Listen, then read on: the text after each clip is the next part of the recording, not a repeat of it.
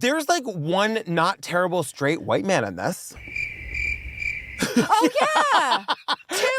Yeah. They both have the same name. That's true. That was a little confusing at first. But also, does it make it easier for us to keep track? Like, oh, the Phils are okay. Okay, I like it. I'm into it.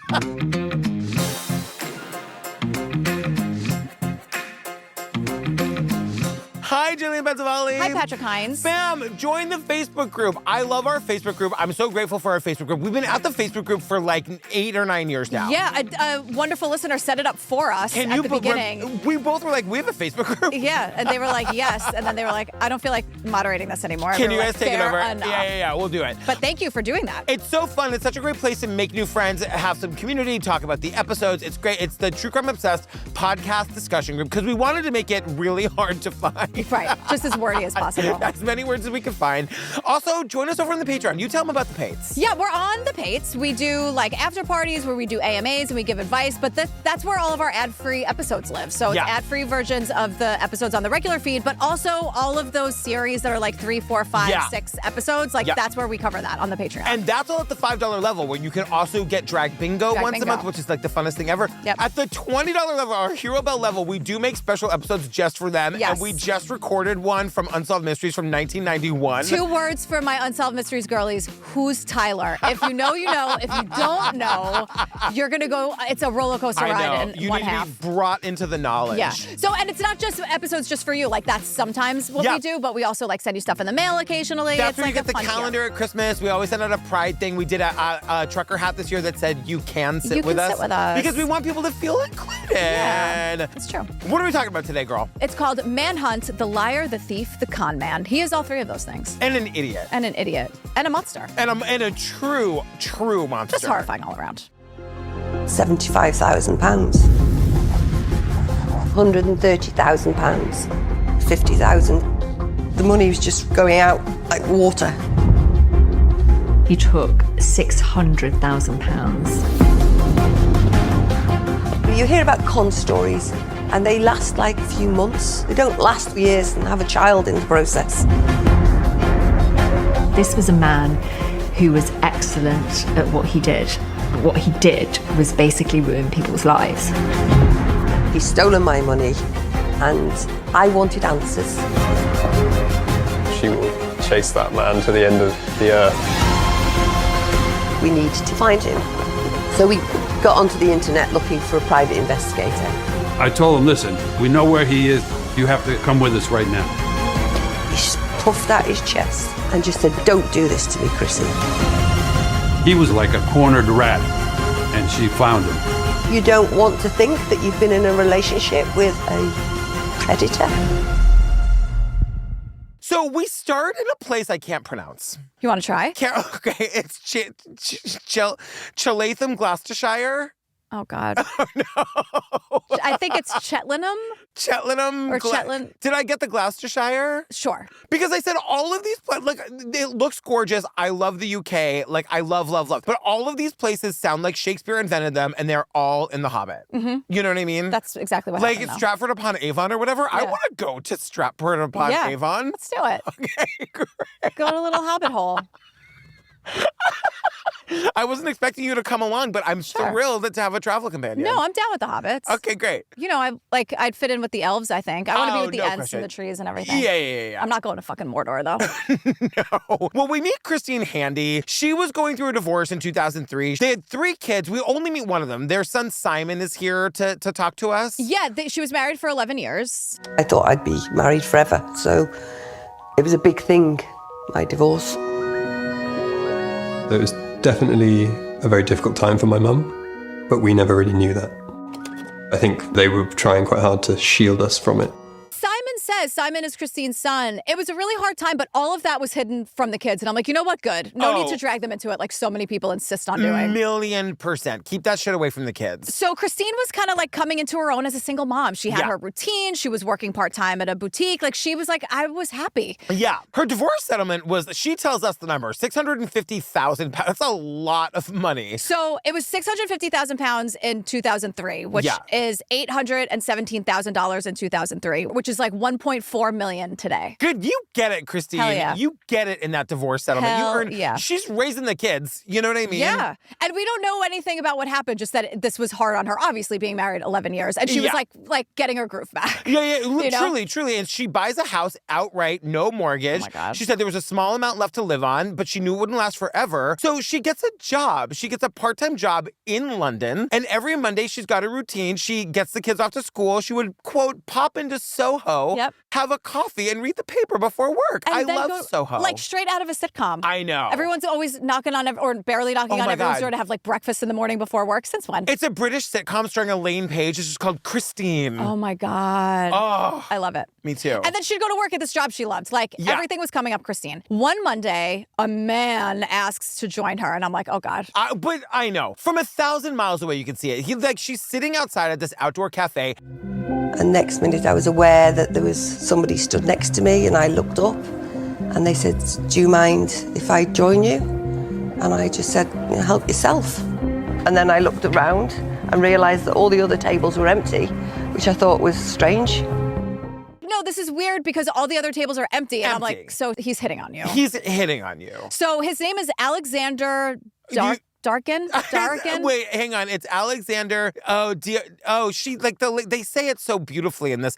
Alexander D''Ariken. Yeah, Alexander. Well, he's going to have a whole mouthful of a name in about 5 minutes. Wait until we get to the name he tells her. So he's a financial consultant, and he comes into the city every Monday to, quote, do his banking. Yeah. They chat, whatever. Christine heads to work, and she expects to never see him again. It's just a conversation they had one morning over coffee. Yeah. Next Monday, she goes to her coffee shop. He's there, same table, same chair. And he's like, hey, Chrissy. And she's like, hey, Alexander. And I was like, look, in a way, I can see how this could be charming. That like, oh, it's my new life. It's my once a week into Soho. Now I've got a friend. Like, this is kind of fun or whatever. But like, my spidey senses, I know it's because what we do for a living, but my spidey senses are up. And They're we're also always talking up. about it in a documentary. It's not like a friend of ours telling us this lovely story, right? Like, context is important here. I wonder if there's more to the story. I wonder. So they... Girl, Wild Alaskan Company is back, and not a minute too soon, because we have so much fish from them, and we just pulled it out of the freezer the other day because you can freeze it and store it and all of that. We thought it was the most delicious seafood I've had in forever. Yeah, if you're not hip to the Wild Alaskan Company, they are the sustainable solution. Correct. So they're the best way to get wild-caught, perfectly portioned, nutrient-dense seafood delivered directly to your door. I don't think you've tasted fish this good, I'm just saying. I literally haven't, and even when I go to fancy supermarkets, I've yet to have fish that I've purchased locally that is better than the fish from the Wild Alaskan Company, which we are obsessed with. Yeah, and it's 100% wild-caught, never farmed fish. So that means there's no antibiotics, GMOs, or additives, just clean, real fish that support healthy oceans and fishing communities. And fam, you can try this risk-free with a 100% money-back guarantee. So if you're not completely satisfied with your first box, which you absolutely will be, Wild Alaskan Company will give you a full refund, no questions asked, no risk, just high-quality seafood. We need our protein. Everybody need your protein. We really do.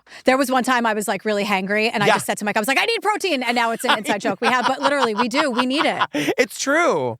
So fam, not all fish are the same. Get seafood you can trust. Go to wildalaskan.com/TCO for $35 off your first box of premium wild-caught seafood. That's wildalaskan.com/TCO for $35 off your first order. Thanks to Wild Alaskan Company for sponsoring this episode, and honestly sponsoring our dinner and lunches for most of last week. And that I need protein bit is true. We need protein. Don't get hangry. Don't get angry.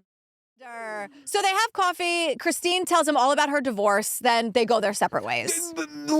Can this be a cautionary tale? We gotta be pretty guarded about super personal information with brand new people. This is advice I will not take. And but this is advice that I will give. Don't give them too much. Yeah. They're really psychic. They would know. Oh, 100%. But it's the same thing. Don't show all your cards. No, because I was thinking about why do we do what we do? And I really hope that people are learning less. I hope that we're learning lessons. Listeners are learning lessons. Because this man is going to scam the living shit out of this lady. Right. And it starts with him just getting the little pieces of nuggets of information that he needs. And very, very quickly. She's done nothing wrong. She's not the bad guy. No. Christina's great. But if we can take something away from these stories, let's be a little guarded at first. Once again, I will not take this advice. No, of course not. But, and also because he's kind of starting a little slow. He lets, she leaves and she's like, oh, I won't see him again. Now but we're at their good ones are patient. You know what I mean? We learn from Conman. We learn these people are willing to like put in the time. So it happens again next week. This is the third time. And now Alexander buys Christine a coffee. It's already waiting for her. Like, oh, here's your order. Like trying to be cute. And like this could, and like this should be really sweet. This should be the beginning of a beautiful love story. Well, it's not. She has had kind of a difficult day today, and I love it. Look, nobody wants you to have a bad day, but sometimes when you do, you know, you really let us have it. Where's the lie? It's just not. It's just not. It's just not. It's just not. And we start, like, the more Alexander talks about himself, the more I'm like, oh, red flag. So Alexander tells Christine. We started talking about his education, and he said he'd been to Westminster School, and he'd been to Eton, and that he'd gone on to Oxford University at the age of 15, that he had degrees in engineering and economics. And he was at Oxford by the time he was 15. I'm like, okay, no, I'm going to stop you right there. Yeah. It's just like when something's like, oh. Right. In this context, immediately I'm like, does it all go back to Oxford? No, that's not the answer. But it is something that made my ears go like, Because Doogie Howser, he is not. You know what I mean? Remember Max Casella? From Newsies? From Newsies. How could I ever forget Max Casella? I think about that show all the time. And The Sopranos. He was in The Sopranos. First time he showed up, I was like, oh. I know. He's great. Oh, he's the best. He's not bad, is he? No. Can we still love Max Casella? No, but I was just listening to, I was like approving our episode edit of the one where you did your macho impression. Oh, and it was so your macho. Hey! I shot the clerk. I shot the clerk. Oh my God, that movie is perfect for me. So good. So Alexander asks, this is where I'm like, oh God. I know. Alexander asks for Christine's number. She says no. No. And then she says, he looked really wounded. So I said, okay, fine, here's my number. And I'm like, ugh. So this guy has her number and he basically starts harassing her. He has her number. Right. You know what I mean? But he starts harassing her. Yeah. And she says, he kept asking me to go out to dinner with him. I'm like, block the number. I know. You don't know this person. Just block the number. Well, because I think that she's feeling a little flirty. She just wants to go slow. She's like, I said, let's not do dinner, let's do lunch. Like that feels safe to her. Right, but like everyone out there, your gut is right the first time. Yeah. She said no at first. Exactly. Like she was and then she was kind of like, oh, then he kept asking, and oh, he made her feel bad. Like this happens to women all the time. And I gotta say, I think that he's looking for women who will act that way because that's how he gets her every time in every this single scam. time. Because she says no, and then she feels bad, and then she does it. So like first she says no to the date, then she says yes, then she says no to dinner, then she says yes to lunch. Then lunch was great, like good enough that Christine enjoyed herself to be like, yeah, I'll go to the wine bar for date number 2. Yes, yeah. So it was another very nice time until he produces his passport and he's like, Christine, I need you to know who I really am. This is unbelievable. So she opens the passport. I'm going to do my best here. Okay, go ahead. She opens the passport and his real name is Alexander. What's the second word? Mark. Oh, I put March. It's the easiest one. I know, but I wrote March. Alexander, Mark, Alphonsus, Nathaniel, de Arakan, de Rothschild, Hatton. I said, like, oh, that's rather a mouthful. And he said, yeah, well, I just wanted you to know that I was a Rothschild. Alphonsus, Nathaniel, Dearchian, de Rothschild, Hatton. It took the subtitles 2 frames to cover. It wasn't one line of the subtitles. No, it took them 2 frames. They had to split it up because the name is so long. And Christine's like, all right, so you got a long name. Exactly. What's the problem? And he's like, I just wanted you to know that I'm a Rothschild. Now, Chrissy says all she knew about the Rothschild, I didn't even know that was a real thing. I thought that was like a fancy department store. I knew as much as Christine knew, which is they're an incredibly prominent name in banking. They started, and then I Wikipedia'd it. They started out in 16th century Frankfurt. Oh, my God. There's like a lot. This is not a Rothschild podcast. No, so not please. yet. Yeah. But like it's a name where you're like, oh, that's no joke. Like you throw that name around, and when it comes to money, you're like, oh. And there are people there are Rothschilds to this day. I think so. There must be. There must be. So she's saying he's making her feel special by telling her a secret, this guy's got the con down to a science. And she's like, oh wow, he trusts me. Yes. They have a great night at the wine bar. He kisses her. She says, I felt very floaty. And I'm like, yeah, to quote Carrie Bradshaw, you were drunk and he was rich. Right. But seriously, and once again, that should be fine. Would we not all feel floaty? Honest to God. So they are now officially dating. Again, this started out because Christine said no. Right. And I just want people everywhere to know. It's no shade to Christine, but it's like if your gut is saying, no. Yeah. If you don't think about it, you're just like, no thanks. Right. Maybe Go with that. Lean into that. A little bit. I know. And it's hard to do when someone's puppy-eying you and whatever and making you feel bad and what's the harm and then you feel like a monster. I know. The world is designed to work against us. I hear you. It's true. It's true because it is her gut to say no. But I think she's single, maybe kind of a little bit ready to mingle. Sure. And that's fine. When she says she shouldn't no, be punished for it. I know. No, God, no. But when she says no and then offers like a lower level, he says yes, but then is able to talk her into the higher level thing. If we're starting out negotiating, I know. Bad news. I know. So they're dating officially. Alex is showing up with flowers, like great conversation. They have all the same interests, like I'm sure they do. Yeah, of course. But the big thing is that Christine's kids really liked him. Yeah, and the kids are young. Simon's the only one who's here, but when we see, this is 2003 that this was all happening. It's now 2025 and Simon looks like he's like 27. Yeah, and I think this was only from like a few years ago this came out, so. Yeah. So like, Simon was probably not even 10. Yeah.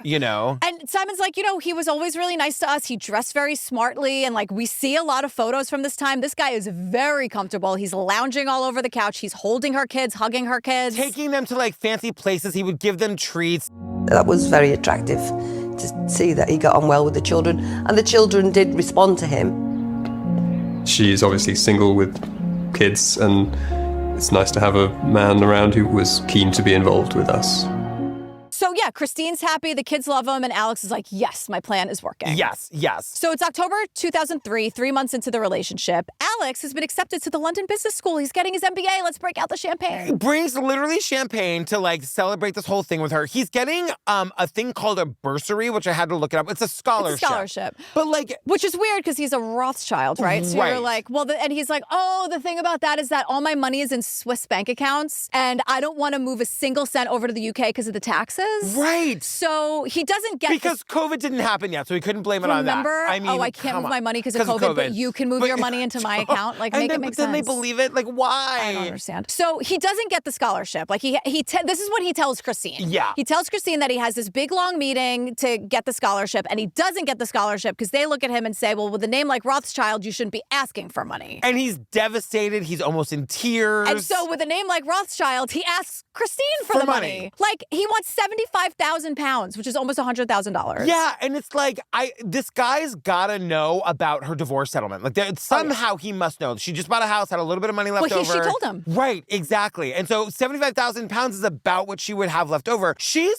smart in this moment, and she's like, I can't do that. Like, that's like my little nest egg for my family. And then he says, could you possibly ask a friend? Also, he should have he's asking for money that he allegedly already has. Exactly. So she goes. The pressure started to build, and I felt backed into a corner to sort of help him. And I went to the friend to ask if they'd consider loaning me the money, and they said yes.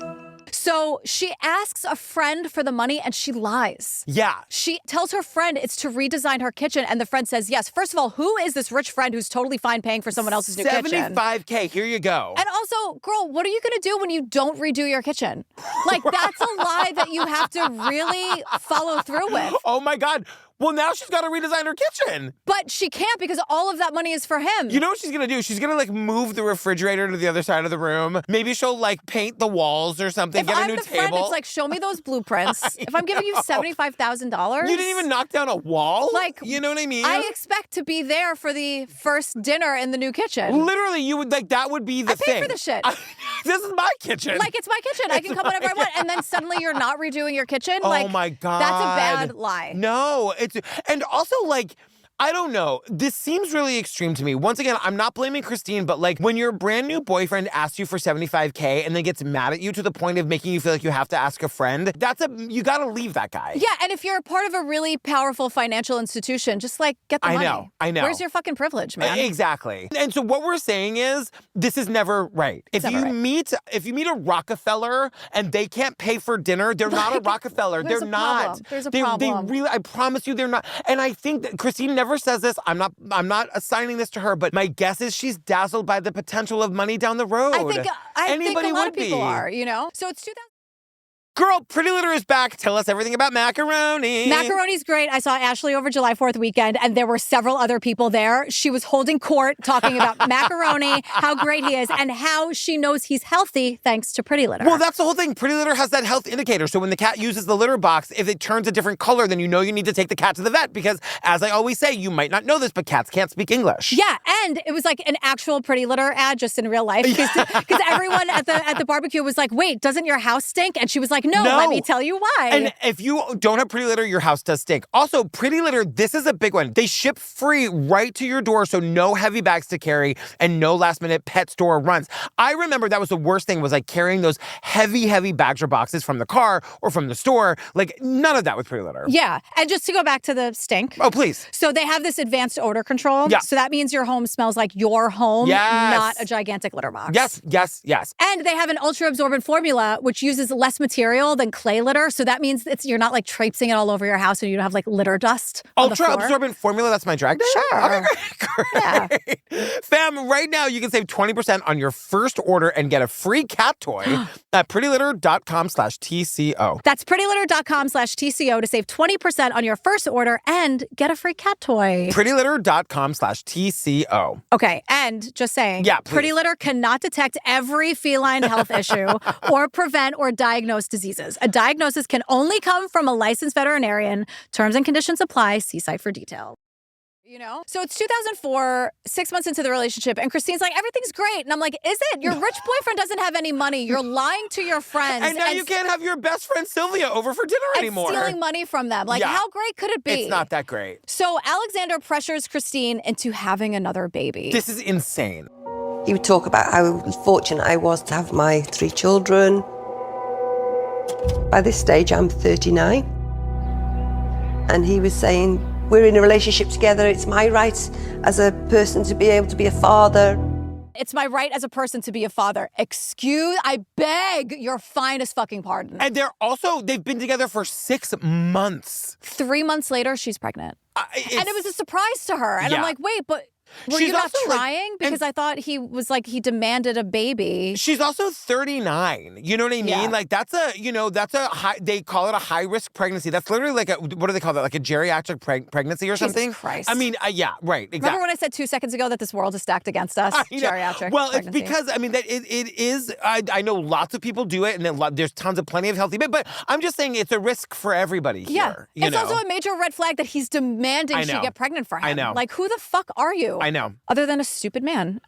So he called, like, she's pregnant. She realizes she's pregnant, and like suddenly, and it's a surprise. Yeah, after like a long like girls' weekend skiing, which barf. Yeah, like skiing. Why is anybody going skiing? Oh my God. You know, it's the cat cult. We just did that horrible ski trip where everyone had to meet for the first time. No, oh my God, I know. Forever. Gwyneth Paltrow gets almost killed on a ski slip. Why is anybody going? I don't know. You know? I'm certainly not. She won that lawsuit. She did. I'm there in the lodge drinking that hot chocolate. But I'll see you guys later. And I would definitely do that one time. I'll wear the cute ski outfits. I feel like the fashion is cute. You know, like I don't know, the big boots. No, because cute pants. My whole thing is, and I know this doesn't really affect you, but like I would be thinking about the beach trip we could be on. Yeah. You know what I mean? I'm there for skiing for the cute pants, allegedly, that I just made up that they're cute pants. Pink, like cute pants and hot chocolate. Totally. And like a lodge moment. A spiked hot chocolate. Yeah. But I like to me, the beach equals vacation. To me, the beach, like I have a very strong association with like, oh, that means I'm like, unless something or someone is on fire, don't call me. 100%. Like I'm off the grid completely when I'm on a beach. But skiing,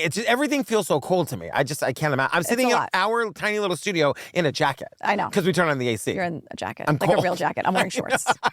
Why am I so cold all the time now? I was very cold. I was shivering before. You were. But then I get worked up talking about these assholes, and now the hoodie comes off. Right now I feel pretty cozy. So she's pregnant, and she calls Alex because this is what he wanted. Thinking so he should be so happy. Over the moon. And he answers, and she's like, "Why?" And he's like, "I'm gonna have to call you back." And I'm like, "Second family? Like, what's the deal with that?" Right? Totally. 10 minutes later, he calls back, and he's very, very excited. She's devastated. She's like, "Too little, too late, dick." Yeah, and she's pregnant. pregnant. And also, like, she's basically going through it alone. Yes. He demands that she get pregnant. She is pregnant. And now he's ghosting her. Like, and they're fighting about it. She has to go to all of her scans and all of her appointments by herself. They don't live together also. Like, they live separately. She's doing this pregnancy herself because he wanted her to. Right. So now it's December 2004, 18 months into the relationship, and we're at Christine's due date. Yeah. And Alex, of course, can't be there because he's, quote, going abroad for a meeting. I'm like, can you swing by the bank? I know. And unload your millions of dollars? I know. While you're out of town? 100%. Like, what are you talking about? And like, so he's gone. You guys, I'm saying that because he's not out of town. He's Exactly. full of shit. Right. But he promises he's going to be back by the time the baby is due. Christine is home alone and her water breaks 11 days early. She goes into labor 11 days early. She's calling Alex. He says he'll make his way home right now.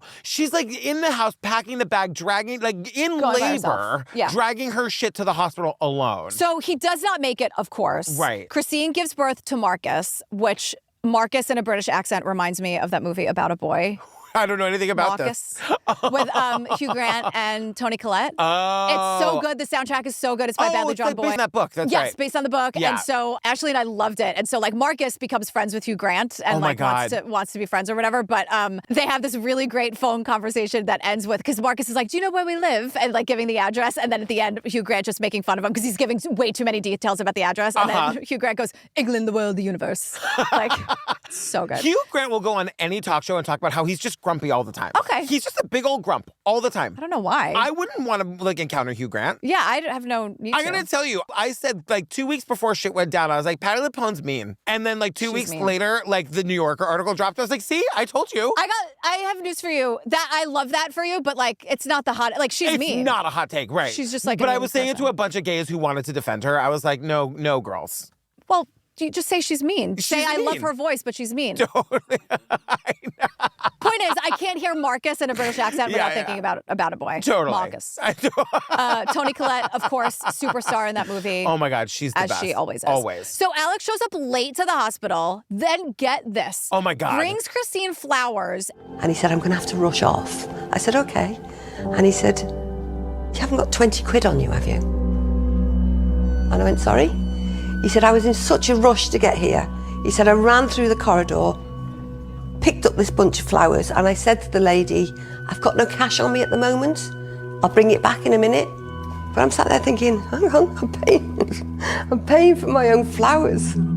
She needs to pay for her own flowers. She needs to pay for her own flowers. Run. I know. Run. Like, even the scam aside, he's not treating you well. No. Like, he threw a fit about, like, forcing you to have this baby, and now he's not here for it, and he's just he's not good to you. And, like, they don't live together, and, like, anybody who's had a newborn knows, like, those first 21 years are impossible, you know? And, like, to do it by yourself, with other children and recovering from having from the delivery, like, and he's not around, and this was his idea, like, oh my God. He doesn't have a 20? And he doesn't have a 20. He's a Rothschild. I mean, give me a break. He doesn't have a 20. So Alex, like you're saying, like he's not around because he hasn't moved in, like something, and that's by design. Like something's always more important. It's always like, I wish I could move in this week, but I need to go to Switzerland and not run by the bank and get my money. Did you see the Conman while you were in Switzerland? What is going on in Switzerland? Well, I know. I mean, they were a great place to have your money. I guess so, but like Switzerland, can we get it together? Like, do you see what's going on? How many documentaries have to be made about like people like ripping people off in your name before you're going to stop being neutral about everything and just get your banking act together? Whoa. I think it's a little stricter now. Yeah. In my research, it's like a little bit, you can't really do what, because like a Swiss bank, I know it's not all Swiss bank accounts, but the term Swiss bank account used to be synonymous with like shady dealings. Yes. Right? Offshore bank accounts, Swiss bank account. So that's why we're saying that now. But apparently it's a little more strict than it used to be, but I don't know the ins and outs. The world relies on good people gooding all the time because like I'm just at the point where I'm like, why don't I get a Swiss bank account? If everyone's doing it, no one gets in trouble. If it's like good for finance, right? We like don't have to pay taxes or whatever. Like why aren't we? Let's go do that after this. Yeah. Well, speaking of Swiss bank accounts, it also reminded me of Wolf of Wall Street because he's like not being a father, and I'm like, you're a father now, Jordan, a father. I can't wait till Daisy goes to college and I can watch movies again and then I'll know what you're talking about. Oh, yeah. You know what I mean? Margot Robbie, the best. Oh, she's great. You're a father now, Jordan, a father. Who? What are you, a fucking owl? I will say the lady that Margot Robbie plays in that movie is on TikTok and I see her like talking about stuff all the time. Yeah, Nadine is her real name. Her name is Nadine. Yeah. What a great name. So Alex wants to change up whatever he's supposedly doing at school. He wants to change majors, and of course, that's going to cost him money. Yes. So no matter what Christine asks him, or there's excuses for everything, or when Christine's like, well, can you call this person, or can you get the money this way? No. He can never get the money. But this is what the baby was all about, because he's got her so exhausted, she can't really fight with him. Yes. So she can't have the conversation about, you're a Rothschild. Why are you? So he's asking her for another $50,000 for this new major at school. At that stage, I'm really tired. I've got a baby that's less than 2 months old. I'm finding myself dealing with this busy life, but you just want life to be on a even keel. I just got to this stage that I just wanted a quiet life.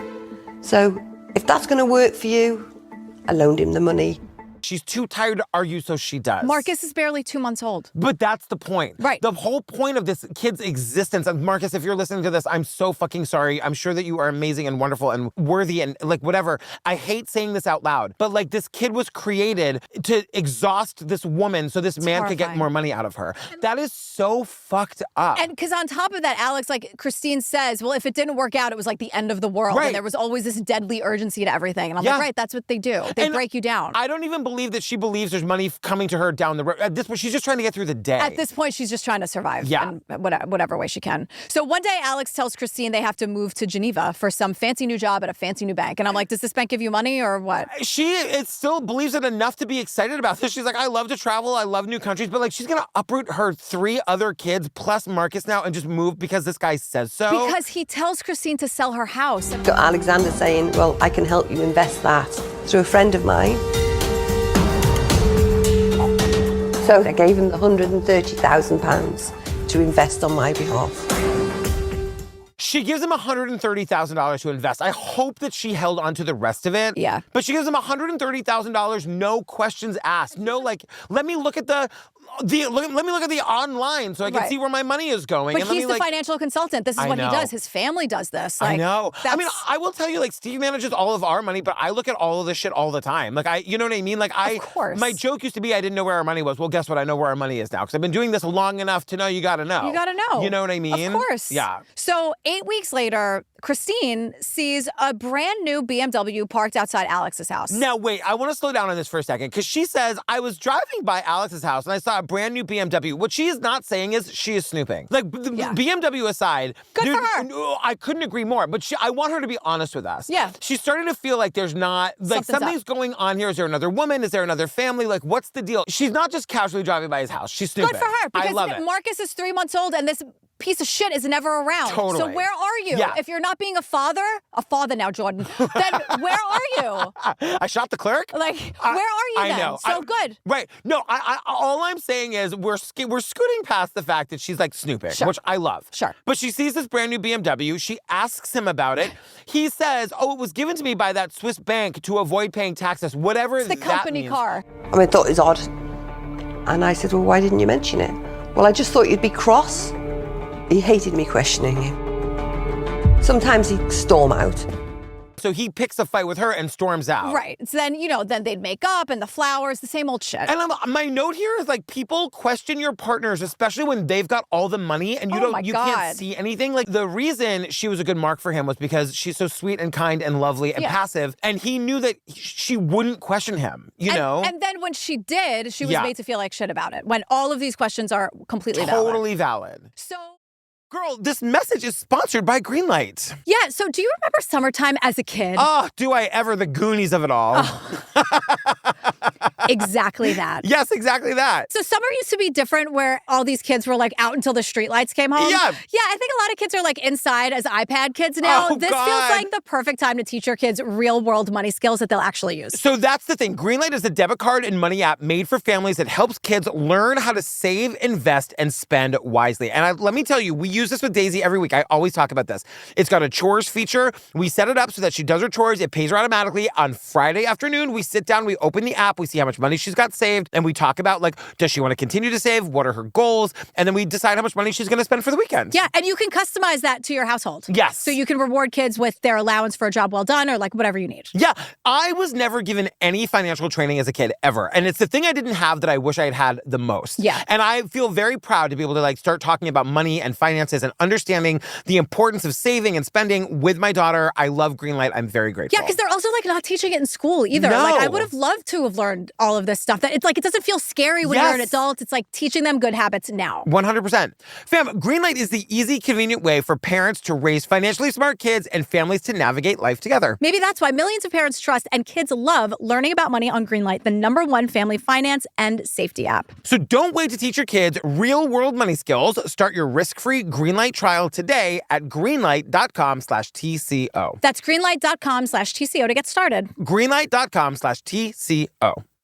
Girl, Hydro is back. Hydro is that full body workout of a rowing machine. Can I tell you a story? Please. So they sent us one last year when we started working with them. We put it in our building's gym. This morning, I was on the treadmill. Somebody who lives on my hall came in, got on the Hydro. He says he's been using the Hydro every single day because he hurt his back from running. Ooh. He discovered rowing using the Hydro app. And he does these rows because the whole thing with Hydro is that you can take rows guided by like Olympians. Yes. You can do them on like the Charles River in Boston, or you could do it in the river in London, whatever that one is called. Yeah. And he was doing a 6,000-meter row on that London River this morning. Whoa. And he was so into it. I was like, I use it all the time too. Hydro is the best. Here's the thing about Hydro. You're hitting 86% of your muscles in one session. Yes. You can do it in about 20 minutes just to get that full body workout. And Yep. it's also like low impact. So if you have an injury, it still gives you a mix of strength and cardio. Yes. You can really see results. You really see results, and there's like such a wide range of things you can do. You can do like Olympic level, you can do guided, you can do not guided. They can play the music for you. You can play your own music. It is really such an awesome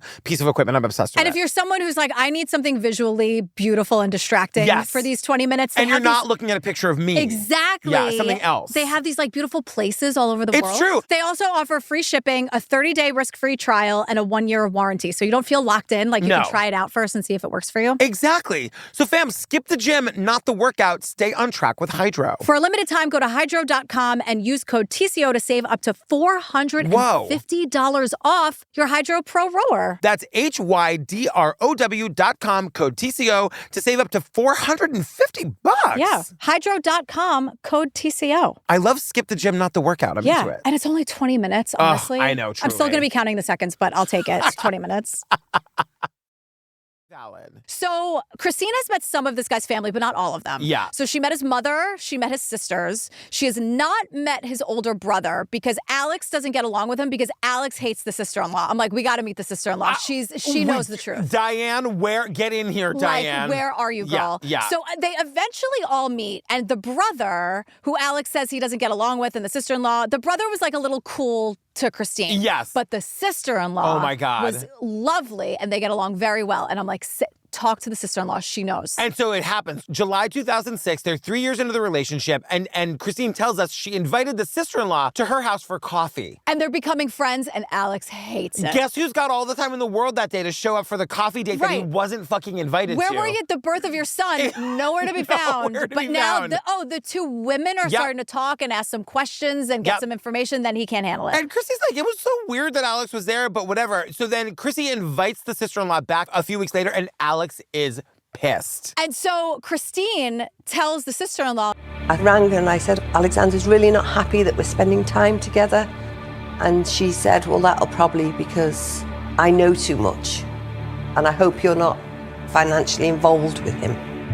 I hope you're not financially involved with him. And then she goes, and when I heard that, my heart just sunk. Right. And I'm sure, I don't know, we don't get the details of it, but I'm thinking it sounds a little bit like the sister-in-law was like, hey girl, what are you doing today? Yeah, to like get Christine alone and warn her, like, he doesn't like me because I called him on his shit. And just so you know, like, get into those bank accounts, like figure something out because he's going to take you down. Yeah. So like financially, like that can destroy you. I mean, and it's like, like if you know somebody who is conning somebody, you owe it to show it to the world. It'll be paid back to you 100%, I promise. Of course. You gotta tell these people that their lives are about to be ruined. And so and the sister-in-law, I don't think knows the half of it. Right. She just knows that, like, he's a liar and a con man, just with money, not knowing anything else. Right. And so Christina's like looking at her finances. She says, like, the 3 times she's given him money, 130 grand, 75 grand, and 50 grand. And she says, and there was more on top of that. And so the sister-in-law says to her, if you think he's a Rothschild, then my husband is Mickey Mouse. Yeah, you got another thing coming. Sister-in-law. You got another thing coming.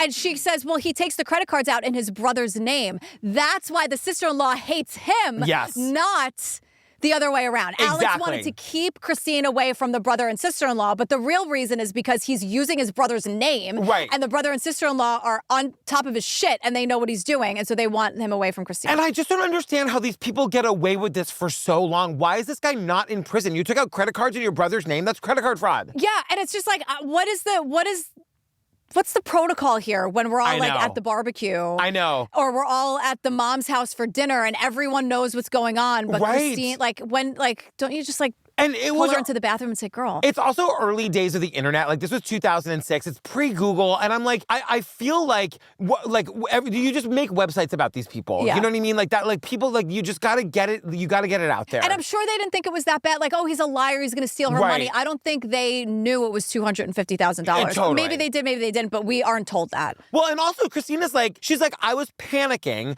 and I sat with this information for 2 days. And that really made me think, like, they go long stretches without seeing each other. Yep. He is the father of her child, and they go long stretches without even speaking. Yeah.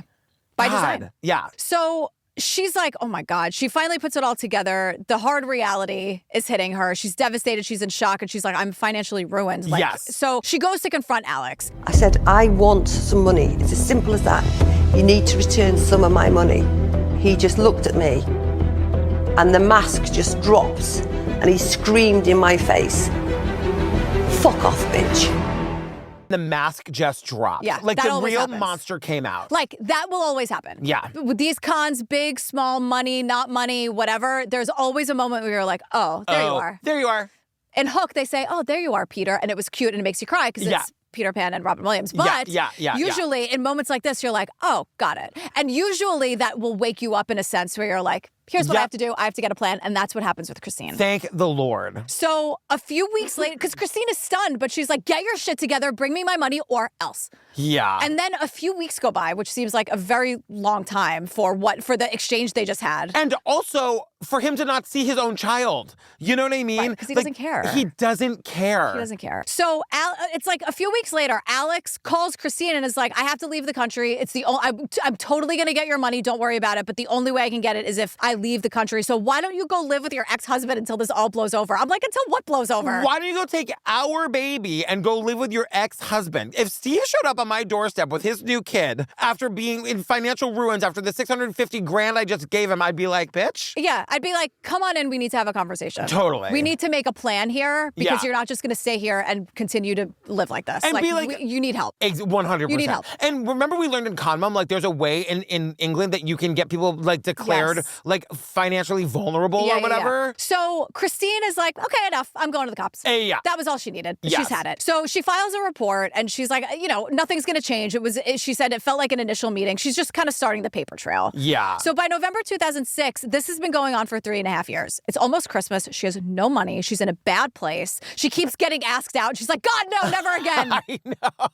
I know. Until Philip comes along. Yeah, Philip is I was trying to understand this. Philip is an author selling books, like his own books, selling them downtown somewhere. But he's also, like, her friends convince her to go for a drink with another investment banker, and I'm like, no! I know, but wait a second. Philip is a children's book author / investment banker who's working during the day selling his own books and asking her out for, like, a midday date. I definitely thought this is scam number 2. 1,000,000%. And, like, it felt like her friend, I'm like, girl, can you imagine if it happened again? Well, wait till we get to Hey Beautiful. You wait. So it's a good thing, everyone. I'll like calm your fears now. I thought this was scam number 2 or he knew Alex or whatever. No. Philip is a good guy. He's great. against all odds, he's a good one. Totally. They meet in a pub like some afternoon, and that's where he tells her that he worked in investment banking and run. But then the difference between Philip and Alex is Philip wants to know about her, wants to get to know her, and not in a creepy, scammy way. But also because Philip is actually in this world, he's asking all the right questions about this guy that scammed her out of $500,000 or whatever. And he, in 2 seconds, he's like, this guy's a fraud. How can I help? This is crazy. This is horrible that he did this to you. You have 4 children. Come on. Right. So by New Year's Eve, 2 things are happening. 1, Phil and Christine are spending a lot of time together. And 2... New Year's Eve, Philip came over and we decided that we would go full pelt and investigate, do whatever it took to bring Alexander to justice. They're going to work together to take down Alex. Yeah, which is so, I love the idea that they're going to track this son of a bitch down. Oh, they're going to get him. They're going to find him. We're getting him. Yeah. So now she has a lawyer, and the lawyer tells Christine, file for Alexander's bankruptcy, force him to go to court, and that way you can ask questions. This you can file for somebody else's bankruptcy? I guess in the UK, I don't know, but I guess because she had given him money or I think it's a way for her to demand the receipts for where all this money went. Yes. I guess. Because they were married or they weren't married? They were not married, but they're large sums of money. Right, yeah. So I guess she has a right to... The laws over there, in my estimation, are better. Whatever. The lawyer said she could do it. Fine. Right, totally. Whatever. So, because the point is, if Christine can prove that he used her money to buy the new BMW, that car belongs to her. Oh my God, this was incredible. So she does. She was able to figure out that the money, remember when she gave him the $130K to invest? That's what he used to buy the Beamer, right? Within a day and a half, he's got a new car. Come on. Doesn't take much. Exactly. So Chrissy and Philip drive around looking for the car. Alexander's gone into hiding. They hire a private investigator. This PI finds this car in 40 minutes. 40 minutes. The car is around the corner from where? His mother's house, of course. Exactly. And then the tow truck had come up. I've got it on the back of the truck, and we drove away. I was able to sell it and recoup £35,000. They find the car, they take it. They take it. I was trying to imagine the scene where Alex goes out to boop, boop, the Beamer, and it's the Beamer. And it's gone. And I'm he can't even report it stolen because it's not his. Right, it's not his. So Christine gets about 35,000 pounds back, and I'm like, great, only 225,000 more to go. I know. But we're chipping away. I know. So sorry, I'm really enjoying picturing the look on his face when the Beamer's gone. Woo woo. Wait. What? Woo, woo. Where'd you tell Mommy you got the car from? I know. Where'd you tell her? Mommy puts it in your mouth. Please. That's from Conman. So disgusting.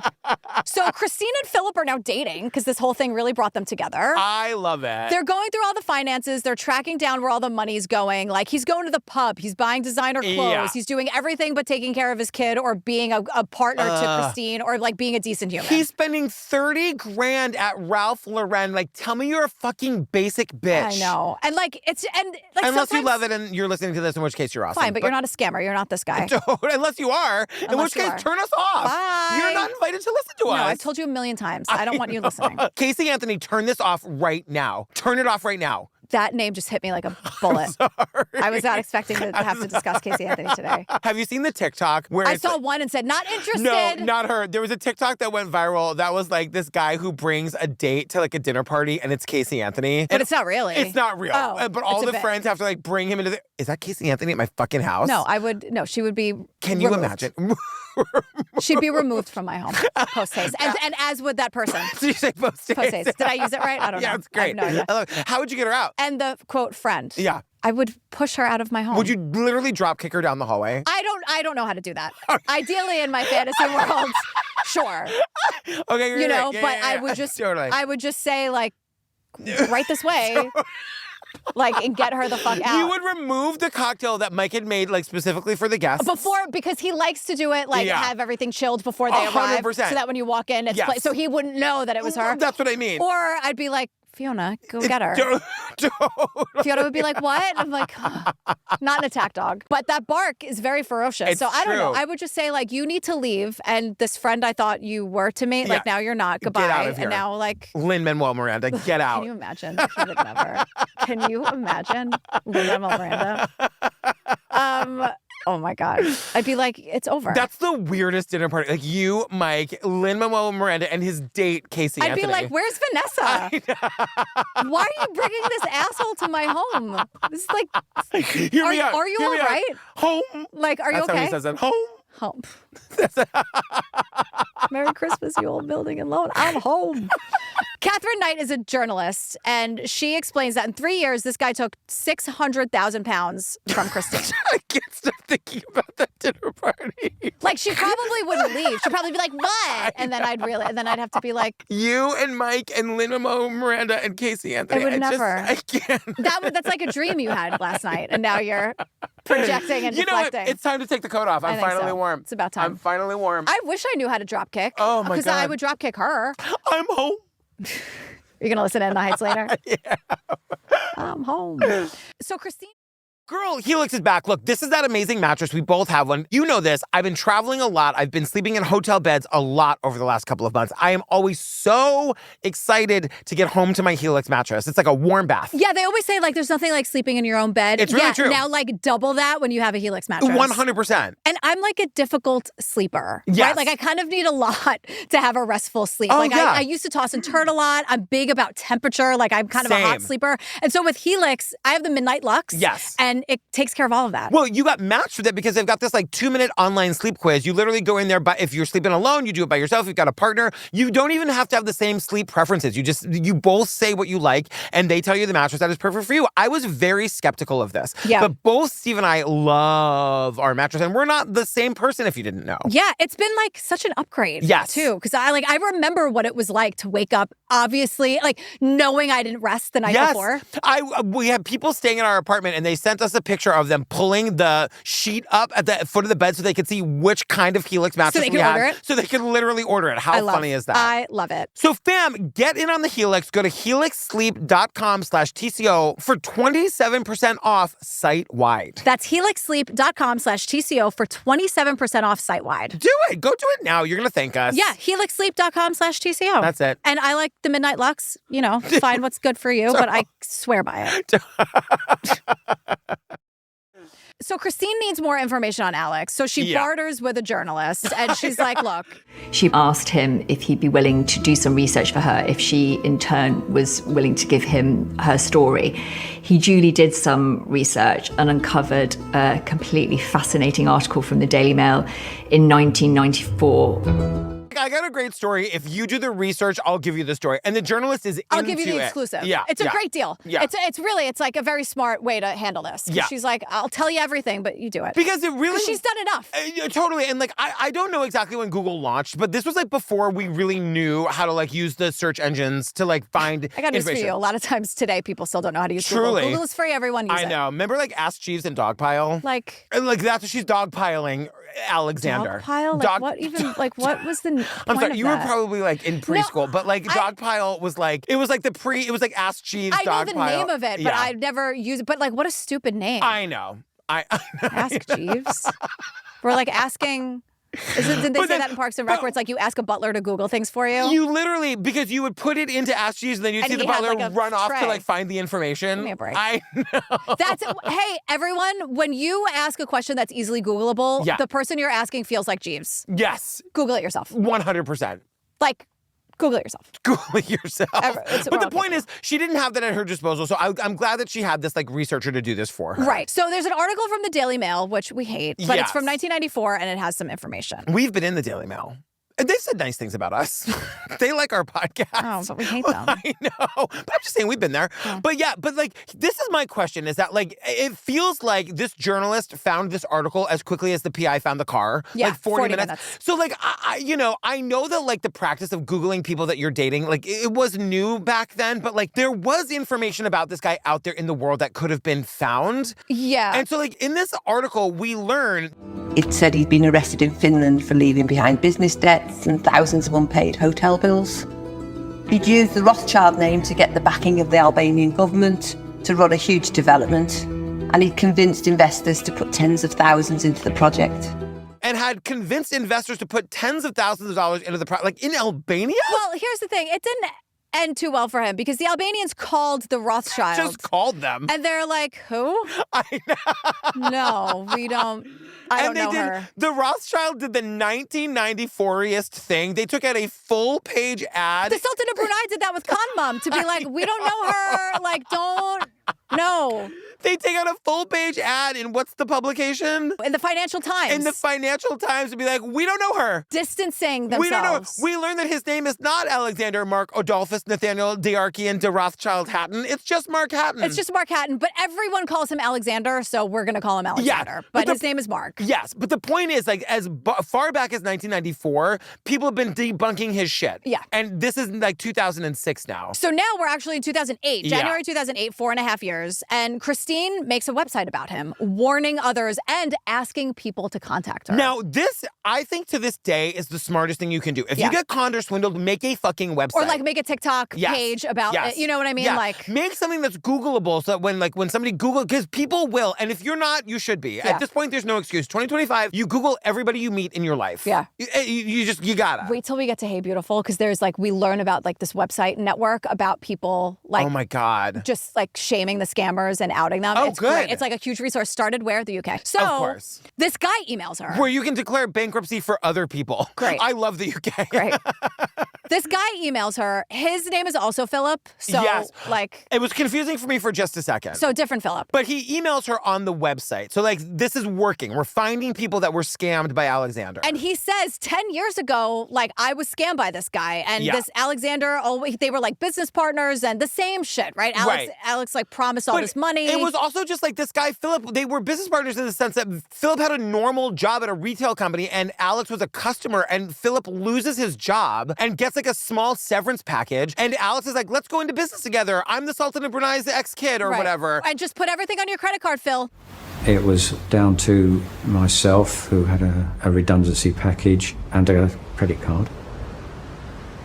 And we were bumping along with that. And also I actually obtained funds from friends to help us set up. And he said, it'll all be refunded for you double, don't worry. But that never happened. And then Alex runs off into the night with all the money. And it's just, it's so, like, they're not scamming people who have money to spare is the thing that makes me crazy. It's like it adds to the cruelty of it. Yes. And so, because this Phil gets a look at some of the finances, and it's like very obvious that Alex was doctoring the documents and photoshopping however you photoshopped in 1994. Yeah. Some scotch tape or whatever. I was like, Jillian will understand this part. I don't know what's going on. But Alex is eventually arrested for what he was doing with this Phil 10 years ago. Yes. So 10 years ago in 2008. So like in the 90s, right? Yes. So he was eventually arrested and charged with theft. And he was found guilty of 4 counts of theft, 1 count of false accounting, I guess, for like doctoring the documents, and 1 count of contempt of court. So he gets sent. Oh, I was like, I want more on that. Like, did he scream at the judge? I want to know what he did. Or he didn't show up, or he tried to like scam the judge or something. He like turned down a sidebar. Sidebar. That's Bev. I love when she's like, enough with your shenanigans. Sidebar. Enough with your shenanigans. What? Why? Fam, we're very invested in the Karen Reed trial right now. Very invested. What a fucking monstrosity this whole thing is. Jesus Christ. What a mess. Like... But that's Bev. That's the judge, if you don't know, everyone. Just sighing for Jesus. What a fucking monstrosity. She's like, is it 2:30? Can I call it? I know. She insists we're all on time. I know. But she's can't wait to get the hell out of there. Oh, my God. So... Well, he gets 18 months in prison. Like, this guy served prison time. But, like, in the pre-internet days when he met Christine, like, you could get away with this shit, like, time and time again. And it was, like, a small enough charge, you know? Like, considering. So Christine and this Philip, now the 2 Phillips and Christine are all working together. You know, and Christine says it was really lovely to meet him because we understood each other because we had a shared experience. She's like, when you're a person who's been the victim of a con artist, people will often look at you and be like, how did you fall for this? Like, and she's saying that, like, when I met Philip, he'd been through it too and he got it. Totally. You know? And I know that I'm being a little hard. I understand why she fell for it. It is not her fault. It's always a slow burn. It's never... My whole thing is, like, we're sitting in this booth for 90 minutes screaming at each other. I want people to get something out of this. Like, it's okay to question people. And, like, especially at the beginning of a relationship, and if you really want the relationship, it can feel so unsafe to question, or you're going to feel rude, or the person's not going to like you anymore. Yeah. You got to protect yourself. Yeah. You gotta. Be okay with being disliked. It's fine. Oh, God. It's really fine. Oh, it's Jesus. Like really okay. It doesn't matter. Oh, high school me did not like that. It doesn't matter. Therapy me is better about it. Yeah. But oh my God. But like, by who? Some guy who tried to buy you a drink? Bye. I know. Who cares? I know. Hate me for the rest of your life. Great.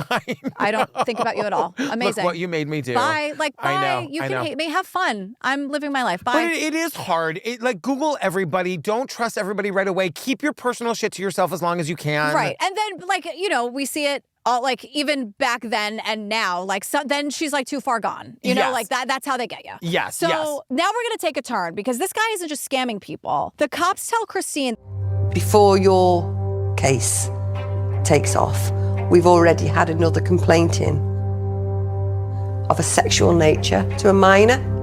So this guy's a fucking predator. On top of all of this, he's a sexual predator. And okay, they don't give us much information about this, and I can't decide if that's for better or for worse, but like, it feels like I suddenly, Chrissy, I love you, and I'm sorry you went through this, but I don't care anymore. Like, this guy needs to burn. Like, this, like, and it's like, we learn about one instance here. There are many, many, many more, and rapes of adults as well. Yeah, he's an ass. He's like a horrifying monster. It's that's the monstrosity. Right. So Christine starts getting more emails from the United States. So she gets 3 more emails from her website from the same family. Now, this family is saying, like, oh my God, thank God we found your website. This guy lives with my mother. What do we do? Right. Because you see it that, like, these 3 kids know they can see what's going on, but the mom cannot. Right. In the way that, like, Heather and the pastry chef from Conman, Yeah. she could see it, he could not. Right. And they are desperate for, like, how do we break the spell for my mother? So now we know where he is. He's in upstate New York. He's in Mount Kisco, and I love that Chrissy's like, it seems like a cute little town just north of New York City. Guess what? She wants to go there. So I know. We know where he is, but it's complicated because now they have to extradite him to the UK, and it's a ton of work. And they can't guarantee that he will still be at that address by the time everything goes through. Yeah. So the UK cops say no. And now we've loved the UK cops up until now, but it's kind of like, fuck that. They're like, they basically are saying it's too much work, we're not going to do it. So Christine and her Phillips are like, So if we went over to New York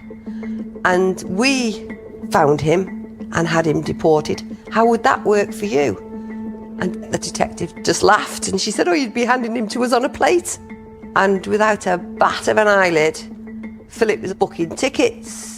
The cops are in full support. When they're like, if we go and get him ourselves, they're like, you'll save us a ton of money. Yeah, like this guy is a dangerous, dangerous, dangerous man. Right. So they call Gil Alba, former New York City Police Department, current private eye. I love this guy. And they give him the address they have for Alexander. And he goes there right away, sits on the house for like 24 hours. Totally. Now, the PI and Christine and her 2 Phillips follow this piece of shit to the gym the next morning. Because, like, Christine and Philip jump on a plane. They are there. Phil, the PI, meets them at the airport. They're like, we got him. We got to go now. Right. So they're going to follow him to the gym. What is this guy doing at the gym? Like nothing. A whole lot of nothing. Yeah. So they're going to confront Alex at the gym. So they all post up in the parking lot, wait for Alex. Christine goes, there he is in his little pink shorts. Can you imagine, though? You're Alex. You're in upstate New York thinking you got away with it. Oh. And Christine from the UK is in the parking lot. Like, what a mindfuck. Well, good. I know. And, like, we see pictures of him in this moment, and he looks surprised, and he looks angry. I'm sure he was more surprised than he's ever been in his life. 1,000,000%. Like, you think that these people are just dead. They're gone to you. So Alex and Christine walk towards each other in the parking lot, and she confronts him. He says, don't do this to me, Chrissy. And then she goes, and then he starts to scuttle off back to the gym. I know. Like, what? So Christine's like, okay, we got him. Like, now what? Like, now what do we do? Yeah. Christine has to go to the state police and explain everything that's going on and then tell the New York State Police the British police would like a word with Alex. And Christine's like, so that's what we did. And they do it. They also talk to the FBI and INS, and they go back to the hotel, and they're like, this has got it. Like, talking to Nancy from Scamanda. Like, when you've given all the information, but you have no idea if they're going to use it or not. And as we learned, the wheels of justice moves very slowly. And so Christine and Philip go back to their hotel that night. They're on a plane. They're getting on a plane the next morning. 5 a.m., the phone rings in their hotel room. It's one of the kids from the website. And they're like, oh my God, the FBI and INS was just here. Like, they fucking got him. The moment he stepped off the plane, he was greeted by a number of police officers from Gloucestershire Police who promptly arrested him and charged him with fraud. And in the months that followed, he was subsequently charged with 4 counts of rape and 3 counts of sexual assault of a minor. in addition to like all of the financial crimes, he's charged with 4 counts of rape and 3 counts of sexual assault of a minor. And also, are her kids okay? Right. He never touched them. We don't hear about that. I know. They don't tell us whatever. Like we just don't know about that. The sexual crimes are not a part of this documentary really at all. We get kind of all of it on like on-screen text. It's very, very upsetting. Right. So in February of 2010, the trial starts. There's tons of media. Christine is there. She testifies. She tells her story. He is guilty. 7 counts of, quote, obtaining money transfers by deception, which is like lots of words. Exactly. And prior to this, he was convicted of, but not sentenced for his sex crimes. So he's being sentenced all at once. The fraud and the rapes and the assaults. So he's sentenced to 18 years in prison, 3 years for the fraud, and 15 years for sexual offenses, which I believe in Britain is a very hefty sentence. Like, they don't sentence the way that we do. So he's bankrupt. He's a convicted sex offender on the list, and he's going away for 18 years. And now we meet Marcus. So Marcus is the son of Alexander and Christine. And I gasped when he sat down because I was like, do we really need to do this to him? Do we really need to put him in front of a camera? But based on what he says, like, he wanted to do it. Yeah, and I get that. These kids, he's still a kid. He looks like he's 10, 12 years old. He's so young looking. And he said... Like, obviously, I always sort of knew that my dad wasn't, like, around. And then I think it was around the age of, like, 5 or 6 that I sort of learned that he'd, like, taken a lot of money off my mum. It was around the time I was 10 was when I found out everything. And when he was about 10, he learned everything. Yeah. And because he said to his mom, like, he knew his dad was in prison for 18 years and he thought it was just for the fraud. And he says to his mom that 18 years seems like a lot of time for fraud. Yeah. And that's when the mom, I mean, when he's 10 years old, she says, and I understand this as like a parent of an adopted kid, like when they ask the question seems to be the right time to give the answer. Yeah. And she says, all I could do was answer the questions, but she tells him about the sex crimes. Right. And even now, like he says in that moment, he became despondent. He was like outside of himself. Right now, telling us that information, he seems, because I don't know how when you are the product of a person who is like that, how you can't wonder if there's that in you too. Yeah.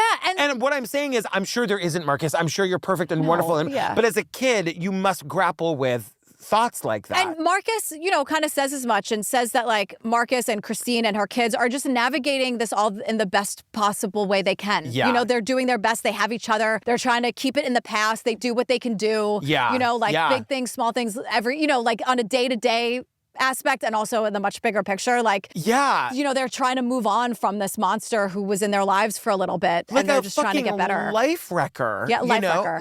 And like they're all really close, so it got them closer together. Yeah. And Marcus is like super protective of his mom and just wants her to like have this great life. And I love that the other 2 kids clearly wanted nothing to do with the documentary and so did not participate. Fair enough. Yeah. Fair enough. Yeah. So we got the guy. We got him. She came to New York to do it. I know, Mount Kisco. There he goes in his little pink shorts, she said. See, she had some great singers in this. It's true. It was great.